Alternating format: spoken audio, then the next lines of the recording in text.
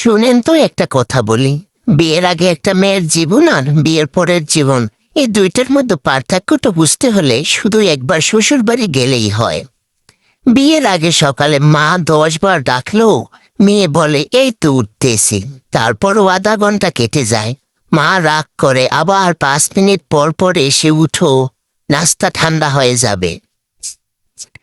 কিন্তু বিয়ের পরে অ্যালার্ম বাজাতে না বাজাতে নিজেরই ঘুম ভেঙে যায়। মনে হয় হায় আল্লাহ, সবাই উঠে গেছে নাকি। তখন এমন তাড়াহুড়ো করে উঠে যেন আজকে পৃথিবীর সব কাজ একাই করবে। তারপর শুরু হয় আসল গল্প। চা বানানো, নাস্তা বানানো, রান্নাঘর গুছাও। এর মধ্যে কেউ বলে মা চিনি কোথায়, আরেকজন বলে লবণটা দাও তো। মনে হয় বাড়ির সবাই মিলে ঠিক করছে আজকে নতুন বউকে কতবার ডাকলে সে বিরক্ত হয়। আর আত্মীয় স্বজন এলে তো আর কথাই নেই। কি মা, সংসার করতে কষ্ট হয়? মুখে হাসি দিয়ে বলে না, ভালোই আছি। কিন্তু মনে মনে বলে খালা, আপনি যদি আজকে 1 ঘন্টা আমার জায়গায় থাকতেন তাহলে নিজেই বুঝতেন। সবচেয়ে মজার ঘটনা হয় রান্নাঘরে। প্রথম দিন ডাল একটু পাতলা হলো, সবাই খেয়েছে। দ্বিতীয় দিন ঝাল একটু বেশি হলো, সবাই পানি খুঁজছে। তৃতীয় দিন লবণ একটু কম হলো, তখন মনে হয় যেন দেশের সবচেয়ে বড় খবর হয়ে গেছে। আর একটা বিষয় কি খেয়াল করছেন? নতুন বউ যদি সারাদিনে 10টা কাজ ঠিকঠাক করে কেউ কিছু বলে না, কিন্তু একটা প্লেটে হাত থেকে পড়ে ভেঙে গেলে সবাই সেই প্লেটের শোক সভা শুরু করে। আচ্ছা, এটা কি শুধু আমারই মনে হয় নাকি আপনাদেরও এমন লাগে?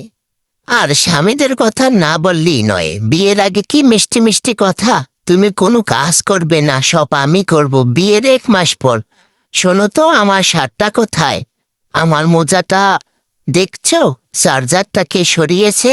মনে হয় ঘরের সব হারানো জিনিসের দায়িত্ব বুঝি বউয়ের। তবে একটা কথা আছে, সব শ্বশুরবাড়ি কিন্তু একরকম না। অনেক পরিবার আছে যেখানে নতুন বউকে সত্যি নিজের মেয়ের মতন করেও নেয়। ভুল করলে রাগ না করে শিখিয়ে দেয়, আবার কোথায় কোথায় একটু সময় লাগে সবাইকে বুঝাতে।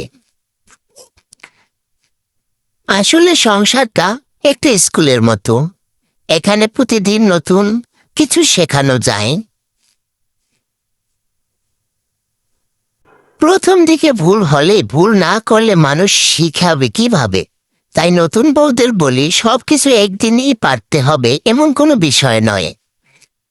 আর পরিবারের সবাইকে বলি নতুন মানুষকে একটু সময় দিন, কারণ একটা গাছ নতুন মাটিতে লাগালে যেমন কয়েকদিন সময় লাগে, তেমনি নতুন একটা মানুষকেও নতুন পরিবেশে মানিয়ে নিতে সময় লাগে।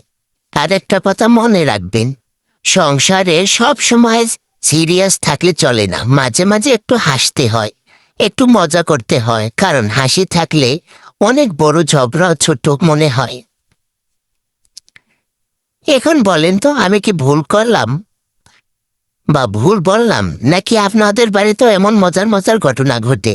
যদি ঘটে তাহলে কমেন্টে একটা ঘটনা লিখে যান, দেখি কার সংসারের গল্পটা সবচেয়ে মজার।